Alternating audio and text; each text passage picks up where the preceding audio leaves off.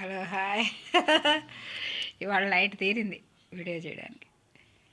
నేను ప్రొద్దున పొంగల్ చేశానబ్బా. పొంగల్, ఆలు కూర, పులిహోర చేసింది కోడలు, నేనే పొంగల్ చేశాను. అంకులు పొంగల్ అంటే అరుస్తున్నారు, నాకొద్దు నాకొద్దు. అలాంటి తీళ్ళు ఆయనకు అలవాట్లేదు. అందుకని ఇప్పుడు మళ్ళీ ఆయన ఏం రైస్ చేశాను.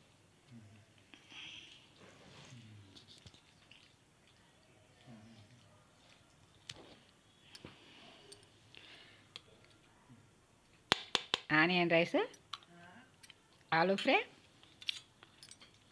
పెరుగు చట్నీ. ఉల్లిపాయలతో చేస్తే తింటున్నారు ఇష్టంగా. మంచి వద్దు వద్దని కాల్ చేశారు. బాగుందా ఇప్పుడు? ఉల్లిపాయ, పచ్చిమిరకాయ, కొత్తిమీర వేస్తే బాగుందంట, తింటున్నారు. పెద్ద వయసు వచ్చేటికల్లా ఏం తినబుద్ది అవ్వదబ్బా. కానీ ఆయన తినకుండా మనం తినలేం. ఇష్టంగా తినమంటే ఏదో కావాలని ఆశపడతారు. ఆ ఏదో ఏంటో చెప్పలేరు.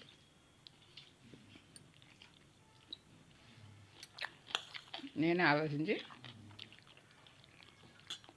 లెమన్ కూడా కొంచెం లైట్గా పిండి చేశాను. చాలా బాగుంది. దహీతో ఇంకా బాగుంది. దహీ రైతా.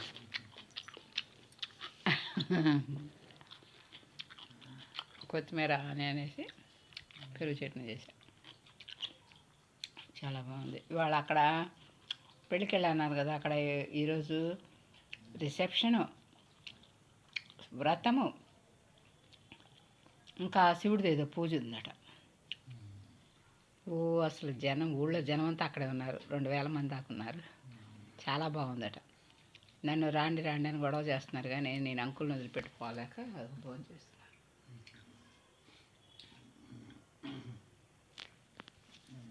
అంకుల్ని వదిలిపెట్టుకోలేక నేను వెళ్ళలేదు. సంతోషం అనేది ఎక్కడైనా ఉండదు, ఎత్తుక్కోవడం వినబోయి ఏం చేస్తాం మరి.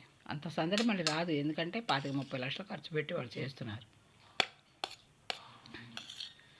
చూడాల్సిన టైమే, కానీ దేవుడు నాకు పర్మిషన్ ఇవ్వలేదు. 3 రోజులు హల్దీ ఫంక్షన్కి అటెండ్ అయ్యానుగా, ఇంకా చాలే అని సాటిస్ఫై అయ్యాను.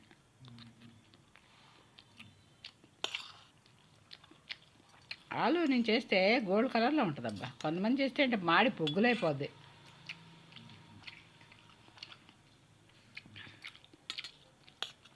అది ఫ్రై కాదు, అలా అని వాటర్ వేసి కూర కాదు.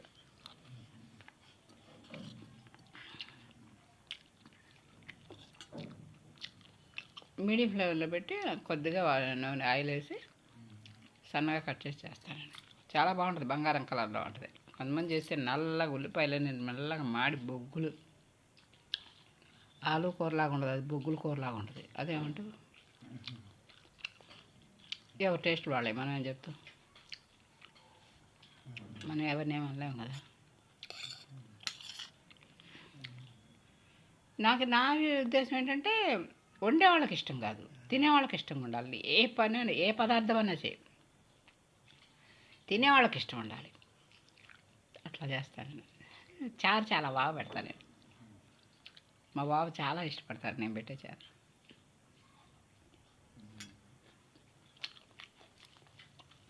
నైట్ అయింది. వీళ్ళు బ్లాక్గా శనివారం